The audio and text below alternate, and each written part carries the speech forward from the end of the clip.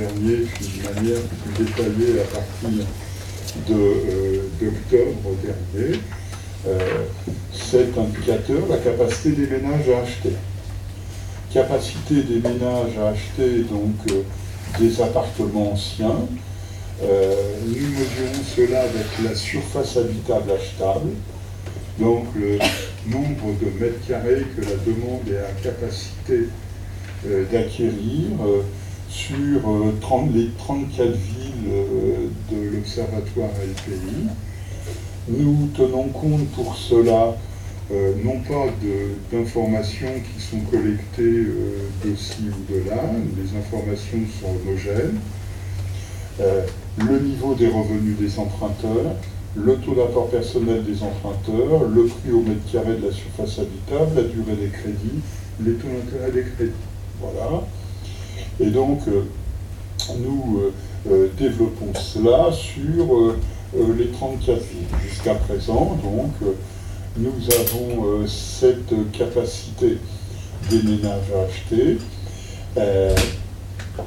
Au quatrième trimestre 2017, dans 65% des villes, de plus de 100 000 habitants, voilà, la capacité des ménages est soit stable, soit en recul. La hausse des prix a provoqué une baisse de la surface achetable, un recul de la potentialité de la demande sur 47% des villes, Bordeaux, Brest, Grenoble, etc., Paris, Strasbourg, Toulouse, Tours, etc. Bon, nous avons au total 50% des villes où la surface baisse, 47 plus 3, et puis nous avons 15% des villes, voilà, où finalement la surface est relativement stable, voire en très très faible progression. 9% plus 6%.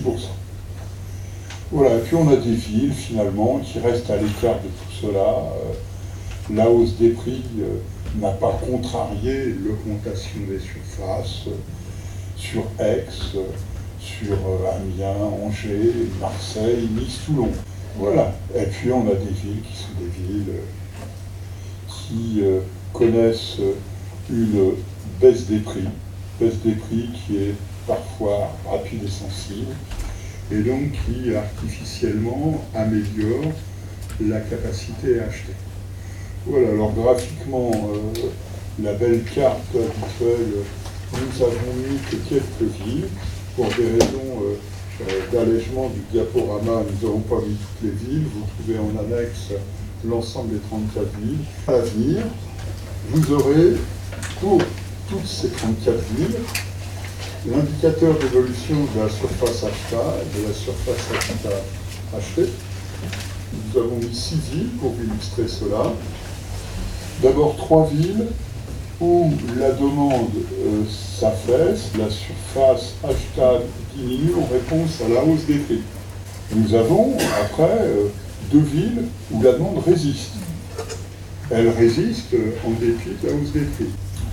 Et puis nous avons une ville atypique, Limoges, mais il faut dire qu'à Limoges, la baisse des prix a été tellement marquée depuis tellement longtemps que finalement la demande qui reste sur le marché peut réaliser de belles opérations, bien sûr, mais aussi celle qui reste sur le marché, c'est celle qui a de toute façon la capacité financière à y être, pratiquement sans aucun soutien public et dans des conditions financières exceptionnelles.